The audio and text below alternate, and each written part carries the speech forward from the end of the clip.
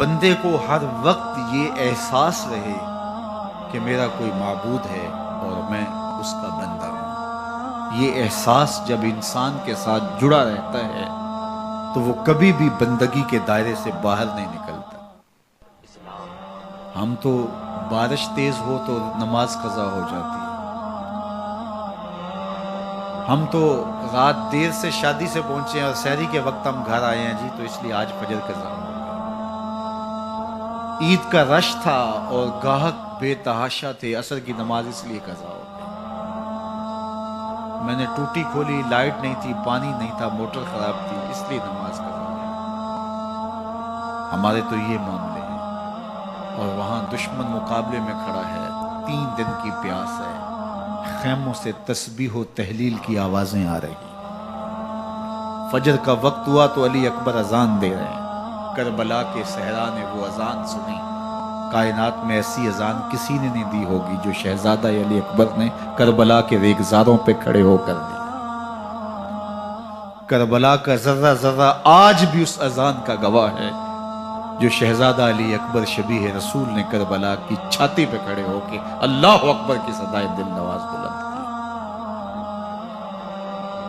کی۔ امامت حضرت امام حسین کرواتے ہیں، فجر کی نماز ادا ہوتی ہے ریت کے مصلوں پہ۔ بندے کے ساتھ یہ احساس جڑا ہو کہ میں کسی کا بندہ ہوں اور میرا کوئی معبود ہے، یہ جڑا ہوا احساس انسان کو بندگی کے دائرے سے کبھی باہر نہیں جانے دیتا۔ گھوڑے کی زین سے فرش زمین پر جب حضرت امام حسین آ رہے ہیں تو بدن زخموں سے چور تھا، لخت لخت کٹا ہوا تھا، بدن سے خون نچڑ رہا تھا۔ محتاط روایات کے مطابق جب آپ کا پیراہن اتارا گیا 122 سوراخ تیروں کے تھے، 33 زخم تلواروں کے اور 34 گاؤ نیزوں کے۔ اس حالت کے اندر گھوڑے کی زین سے کوئی فرش زمین پہ گرے، بخار کی تیزی ہو تو نمازیں چھوٹ جاتی ہیں۔ یہاں اتنے زخم، بہت ساری برچیاں بدن میں ٹوٹ گئی تھیں، لخت لخت سے خون بہ رہا تھا، لیکن حسین ابن علی آتے ہی پیشانی سجدے میں رکھ کے کہتے ہیں سبحان ربی الاعلی۔ نماز قضا نہیں ہونے دی۔ دست قاتل نے سر حسین جب کاٹا تو سجدے میں جھکا ہوا تھا۔ خولی بن یزید آگے بڑھا سر انور کاٹنے کے لیے جب سجدے میں جھکا ہوا، لیکن بدن تھر تھر کانپنے لگا۔ سنان بن انس آگے بڑھا، ہمت نہ پڑی۔ پھر شمر ذی الجوشن آگے بڑھ کے آپ کا سر کاٹتا۔ کتنی دردناک کہانی ہے۔ تو سر دست قاتل نے تب کاٹا جب سجدے میں جھکا ہوا تھا، اور سر انور کاٹ کے نیزے کی نوک پہ چڑھایا گیا، یہ اس بات کا اعلان کرنے کے لیے کہ ہم جیت گئے، فتح کے نقارے بجنے لگے۔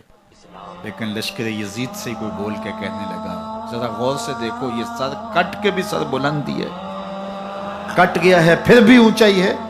اب نیزے پر سر پرویا گیا اور فضا میں بلند کیا گیا تو کٹی ہوئی گردن کی جانب سے نیزہ ڈال لیا جاتا، لیکن نیزہ ڈالا گیا اس طرح کہ کٹی ہوئی گردن کا رخ آسمان کی طرف اور پیشانی کا رخ زمین کی طرف۔ ایک شاعر نے تخیل باندھا، باں کے سر نیزے پہ اور سوئے زمین ہے روح، یعنی سجدہ ثانی کی ہے آرزو۔